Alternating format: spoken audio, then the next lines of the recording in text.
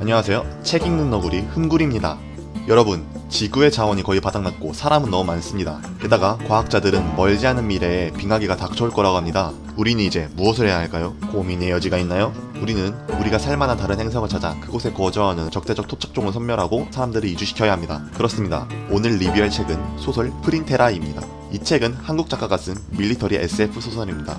저는 개인적으로 한국 소설의 단점은 평범한 이야기에 있다고 생각했는데 SF는 이야기가 전부잖아요? 그래서 내심 이 작품은 이야기와 문장이라는 두 마리 토끼를 다 잡을 수 있지 않을까 기대했습니다. 저는 그 결과를 절반의 성공이라고 생각합니다. 이야기 자체는 매우 훌륭합니다. 1인칭 주인공 시점으로 진행되는 이야기도 좋았고 500페이지가 넘는 분량을 무색하게 만들어버리는 속도감 있고 흡입력 있는 전개는 아주 훌륭했습니다. 하지만 문체가 약간 외국책을 번역한 것 같은 느낌이 강해서 그 점은 좀 아쉬웠습니다. 그래서 저도 모르게 소설에 나오는 일부 모호해 보이는 단어들을 영어로 번역해보기도 했거든요. 그렇다고 글 자체에 문제가 있다는 건 아닙니다.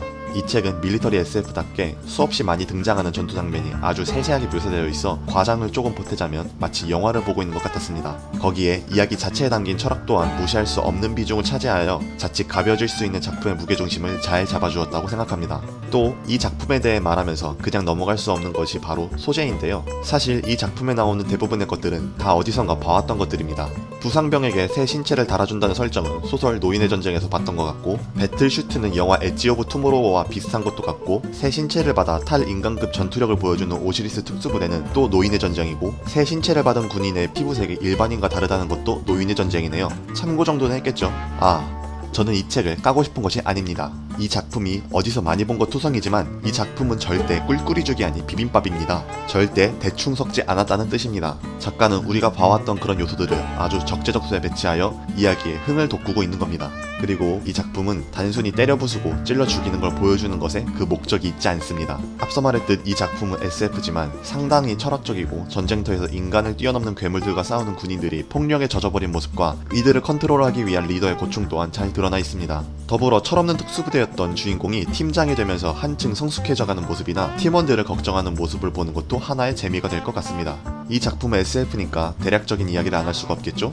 시작은 무난합니다. 멀지 않은 미래, 지구의 자원이 거의 고갈되고 인구가 폭증하자 과학자들은 우주 저편에 지구와 흡사한 행성인 프린테라를 발견하고 탐사대를 보냅니다. 하지만 탐사대는 프린테라의 토속 생명체인 야우에 의해 처참하게 도륙당하고, 지구에서는 이를 토벌하기 위해 범세계적 규모의 차원 우주 개척군이 창설되고 개전을 선언합니다. 야우는 검정색의 유인원을 닮은 생명체로 겁나게 빠르고, 두꺼운 피부 덕분에 눈이 아니면 총으로는 피해를 잘 입지 않고 발톱으로는 철판을 찢을 수 있을 정도로 내구성이 강해 함부로 건드릴 수 없는 존재입니다. 게다가 그저 야만적인 야생동물인 줄 알았던 야우는 합리적인 전력과 전술을 구사하고 4년 주기를 진압까지하며 인간을 궁지로 몰아넣어 무려 2번이나 패배를 안겨줍니다.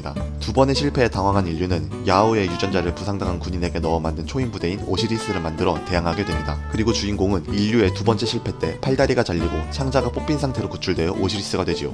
여기까지 보면 그저 그런 SF처럼 보이실지도 모릅니다. 하지만 이 작품 재밌습니다. 심지어 그저 그런 전개로 흘러가다가 마지막에 뒤통수를 때리는 반전은 제게 전혀 예상치 못한 큰 충격을 안겨줄 정도로 강렬했습니다.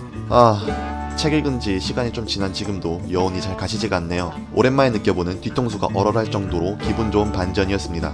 그러니 이 부분은 스포하지 않도록 하고 여러분들이 꼭 읽어보셨으면 좋겠습니다.